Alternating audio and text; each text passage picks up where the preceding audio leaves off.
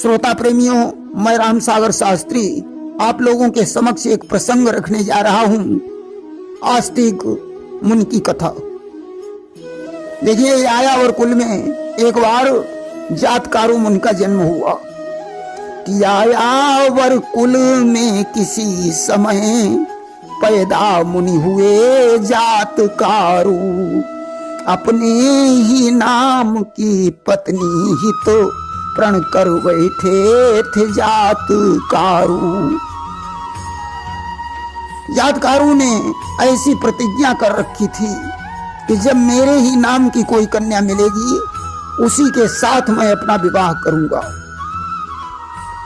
कि जब कोई कन्या मिली नहीं, कुंवारे ही रहे जातकारु, सारी दुनिया से इसीलिए न्यारे ही रहे जातकारु। जब उनके नाम की कोई कन्या नहीं मिली तो जातकारु कुंवारे ही रह गए।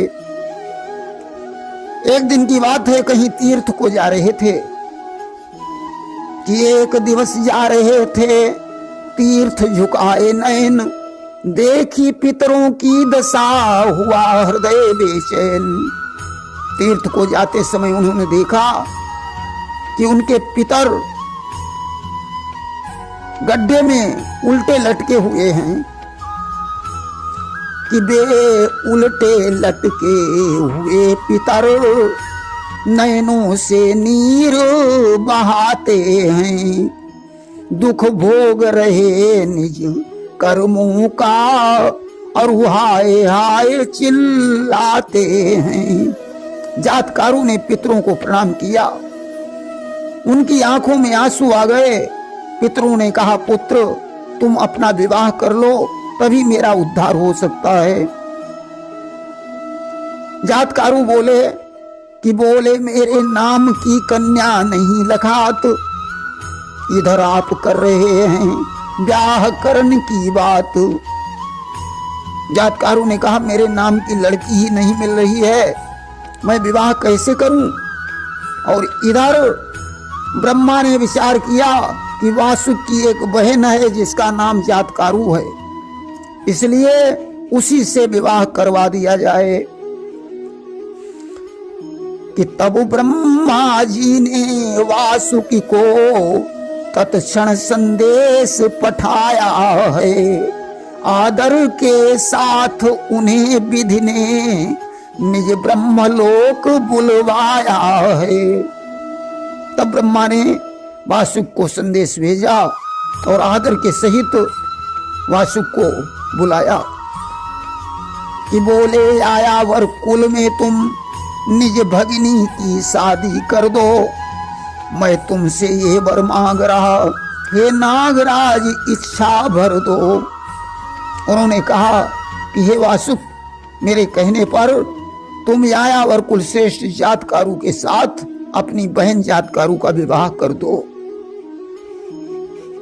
क्योंकि नागों को श्राप है कि वे स्वयं आग में जाकर जलेंगे। क्योंकि एक बार गरुण की माता बिनता और नागों की माता कद्रु के बीच एक होड़ हो गई कि सूर्य के रथ में जो घोड़े मचे हैं उनका रंग कैसा है। कद्रु ने कहा काला है, बिनता ने कहा नहीं, उनका रंग सफेद है। कद्रु ने नागों को इशारा किया, जाओ तुम सूर्य के घोड़ों के चारों तरफ लिपट जाओ। नाग जाकर लिपट गए, उन्होंने घोड़ों का रंग काला बना दिया।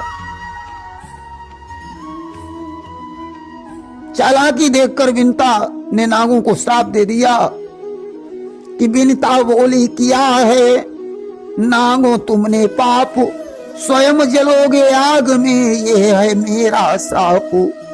हे नागों, तुमने ये चालाकी की, इसलिए तुम्हें एक दिन स्वयं आग में जलना पड़ेगा। ब्रह्मा ने वासुक से कहा, विनता का श्राप है कि नाग स्वयं जाकर आग में जलेंगे।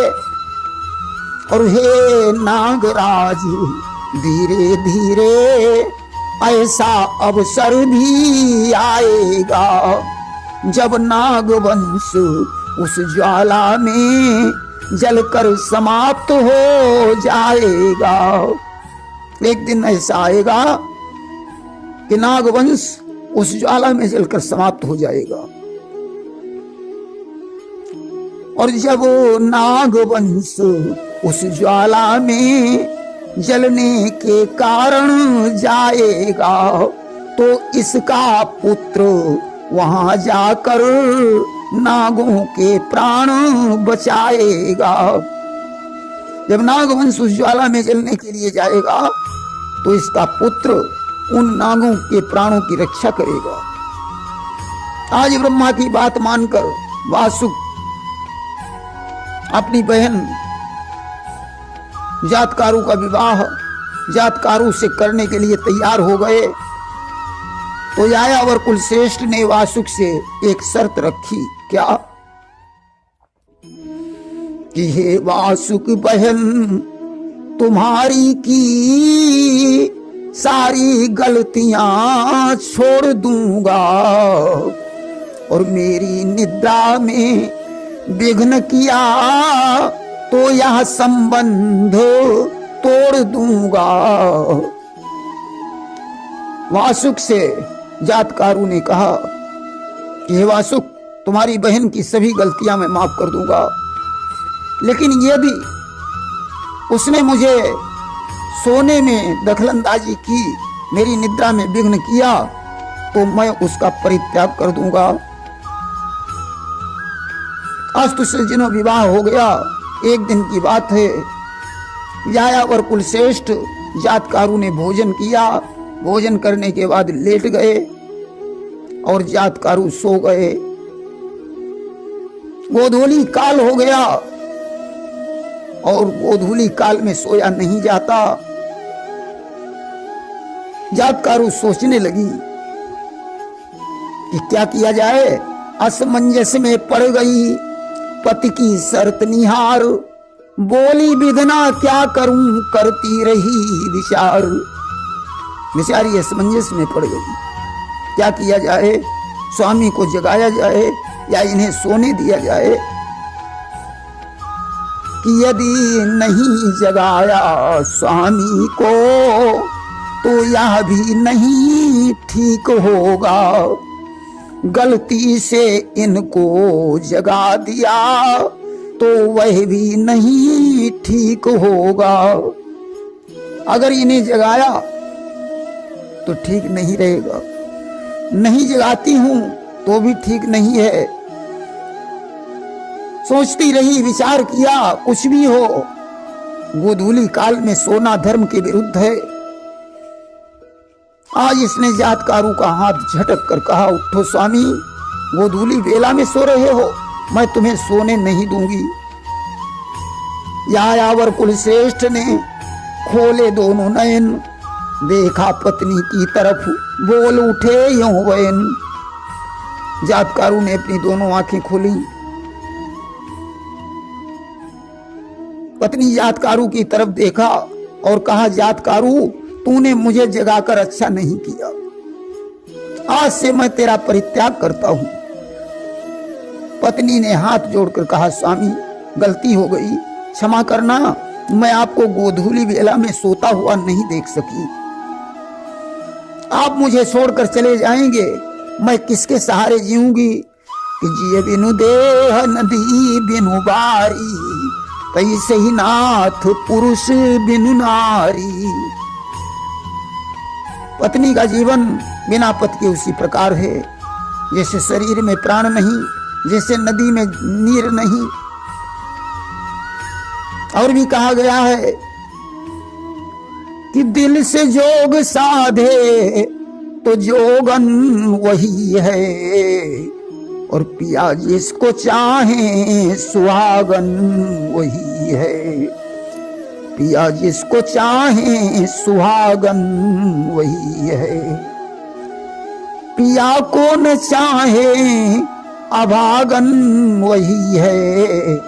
पिया जिसको चाहे सुहागन वही है। आज सैकड़ों तरह से निज पति को उस पत्नी ने समझाया है। चल दिए छोड़कर राजमहल, तपसी का वेश बनाया है। बहुत कुछ समझाया,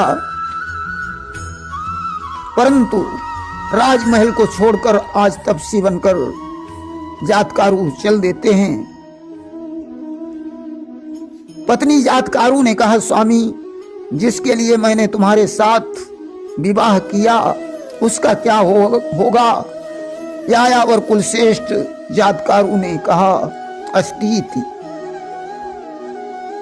अस्तीति माने वो होगा। जातकारू तपस्या करने चले गए और इधर जातकारू गर्भवती हो गई। धीरे धीरे इस तरह बीत गए 10 मास। पुत्र रत्न के जन्म का समय आ गया पास। कि 10वें मासी वै पूर्वम पुत्रो रत्नम जायत। 10 महीने बाद जातकारू द्वारा एक सुंदर पुत्र का जन्म हुआ। जातकारू ने अस्तीत शब्द को लेकर उस बच्चे का नाम आस्तिक रख दिया। बोले आस्तिक महाराज की जय। आस्तिक बड़े सुंदर थे कि उसके शरीर की सुंदरता दिन प्रतिदिन बढ़ती जाती है। बालक को देख जातकारू मनमाना मोद मनाती है। माता बड़ी प्रसन्न है अपने पुत्र को देखकर। धीरे धीरे आस्तिक बड़े हो गए, परम विद्वान, तेजस्वी और तपस्वी हो गए। इधर सज्जनों, परीक्षित के एक पुत्र हुए जिनका नाम था जन्मेजय। जन्मेजय को कृपाचार्य ने धनुर्वेद की शिक्षा दी थी। काशी नरेश की कन्या के साथ इनका विवाह हो गया। जन्मेजय अपना शासन चला रहे थे। लेकर सलाह निज सचिवों की जन्मेजय करते शासन थे। निज नगर हस्तिनापुर में वह करते शासन संचालन थे। एक दिन की बात है, जन्मेजय दरबार में बैठे हुए थे। उसी समय क्या हुआ कि उसी समय दरबार में आए मुनि उतंग। परम तपस्वी अन्य मुनि लाए अपने संग। उसी समय दरबार में उतंग मुनि आ गए। जन्मेजय ने उतंग को प्रणाम किया। उतंग ने आशीर्वाद दिया और कहा, राजन। बोले राजन, क्या खबर नहीं, वह तक्षक शत्रु तुम्हारा है और इस कारण नाग यज्ञ ठानो ऐसा मशविरा हमारा है। उतंग ने कहा, महाराज, तुम्हारे पिता की मृत्यु तक्षक के काटने से हुई है, इसलिए तुम नाग यज्ञ करो। जन्मेजय के बात समझ में आ गई। उन्होंने बृहस्पति आदि ऋषियों को बुलाकर नाग यज्ञ प्रारंभ करा दिया। कि उस यज्ञ कुंड में आकर वे नाग स्वयं ही जलने लगे। ऋषियों की ऐसी शक्ति देखो राजा वासुकी भी डरने लगे। नाग यज्ञ में नाग स्वयं आकर के यज्ञ कुंड में जलने लगे। आज तक्षक अपने प्राणों को बचाने के लिए इंद्र के पास में पहुंचा और इंद्र के इंद्रासन में लिपट गया। कि तक्षक ने प्राण बचाने को इंद्र का सहारा पकड़ा है। वह लिपट गया इंद्रासन में, पांवों को कसकर जकड़ा है। इधर जन्मेजय ने देखा कि लाखों सर्प जल गए, परंतु तक्षक नहीं आया। उतंग ने ध्यान धरकर देखा, बोले तक्षक इंद्र के इंद्रासन में लिपटा है। जन्मेजय ने कहा, गुरुवर, कि जल चुके असंख्यों नाग मगर मेरा मन फिर भी भरा नहीं। मर चुके बहुत से निरपराध लेकिन वह तक्षक मरा नहीं। तमामों नाग जलकर मर चुके हैं, लेकिन वो तक्षक अब भी जिंदा है। कुछ ऐसा परम उपाय करो, इंद्रासन सहित चला आए इस नाग यज्ञ की ज्वाला में, आकर के खुद ही जल जाए।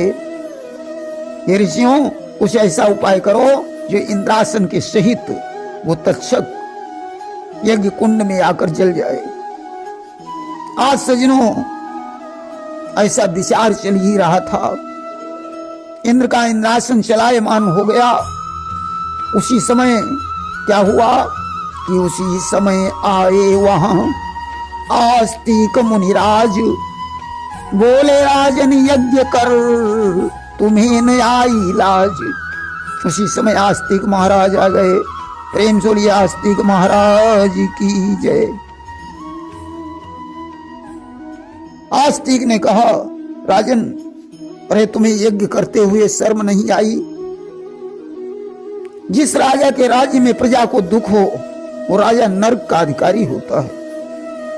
जासुराज प्रिय प्रजा दुखारी, सोनपु अवश्य नरक अधिकारी। और परित सरिस धर्म नहीं भाई, पर पीड़ा सम नहीं अधमाई। जिसमें पराये का हित हो उससे बड़ा कोई धर्म नहीं, जिसमें दूसरे को पीड़ा पहुंचे उससे बड़ा कोई अधर्म नहीं।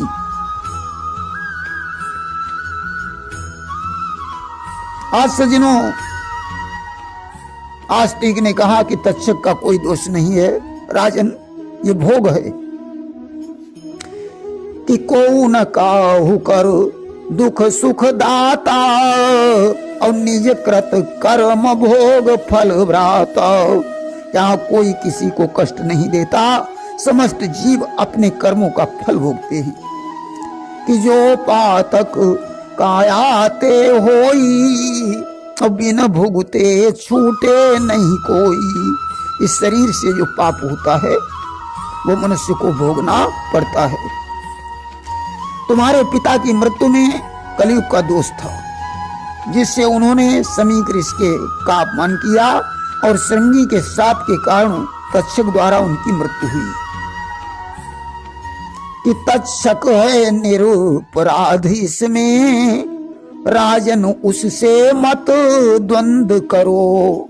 कर चुके बहुत से पाप आप, अब नाग यज्ञ यहाँ बंद करो। ये राजन, तक्षक निरपराध है, उससे द्वंद करना बेकार है। बहुत सा पाप कर चुके हो, अब ये नाग यज्ञ बंद कर दो। और कि अंबाजी के अब मंदिर में वैशंपायन को बुलवाओ। देवी भागवत विधान करो और मुक्त पाप से हो जाओ। वैशंपायन ये व्यास के परम शिष्य हैं, उनको अंबाजी के मंदिर में बुलवाकर देवी भागवत का विधान करो। देखिए, वैशंपायन व्यास जी के शिष्य थे, उनको बुलवाकर राजा ने देवी भागवत सुनी और पाप से मुक्त हो गया। प्रेम से बोलिए आस्तिक महाराज की जय।